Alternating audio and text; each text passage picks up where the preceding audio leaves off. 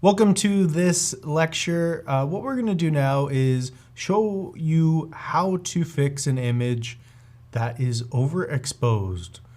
So what is that going to entail? Now, this image is too bright, and you could see that here on the right side of this histogram.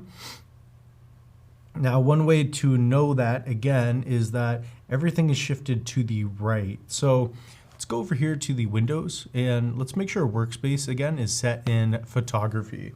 And that's gonna help out a lot with photos.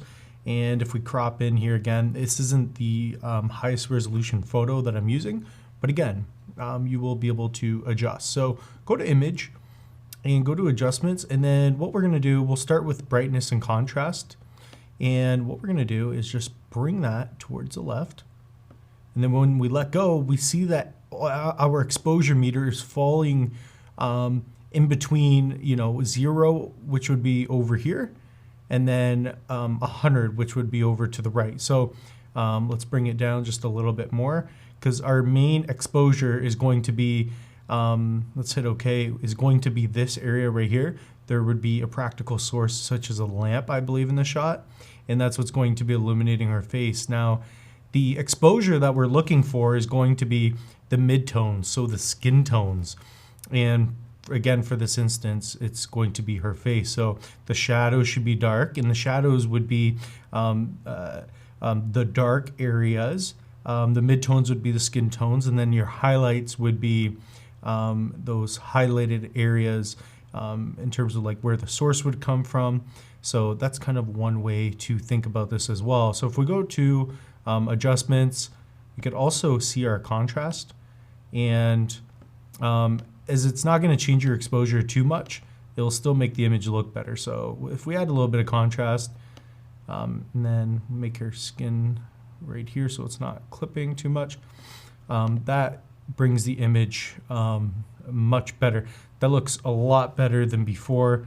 So even if we bring it back, this is where we were at. And then again, we'll do it one other way with levels, so we can do that as well. As you can see here, again, we can get more specific with it. So what we're gonna do is go to our image again. Here, let's hit OK. Let's use the brightness and contrast.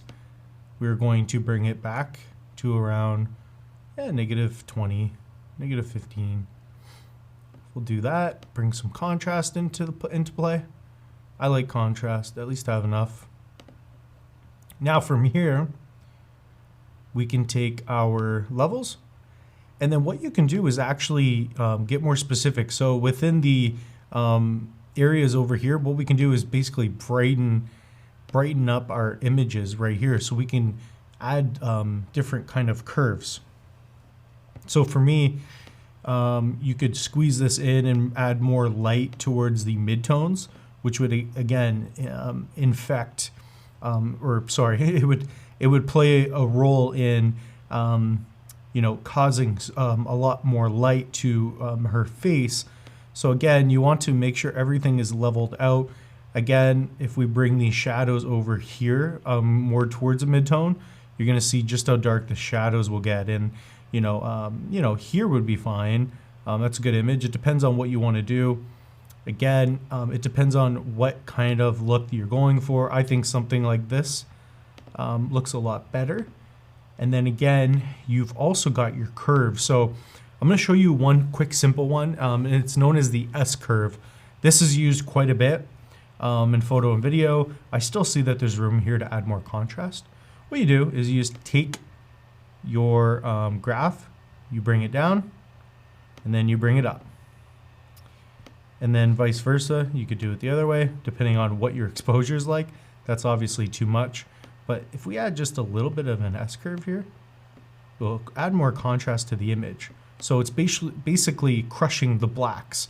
It's crushing the shadows, so it's making it dark, thus giving us a very contrasted image. So, I mean, we have fixed this image just with the brightness and whatnot. In fact, I want to keep this a little bit brighter in the shadows.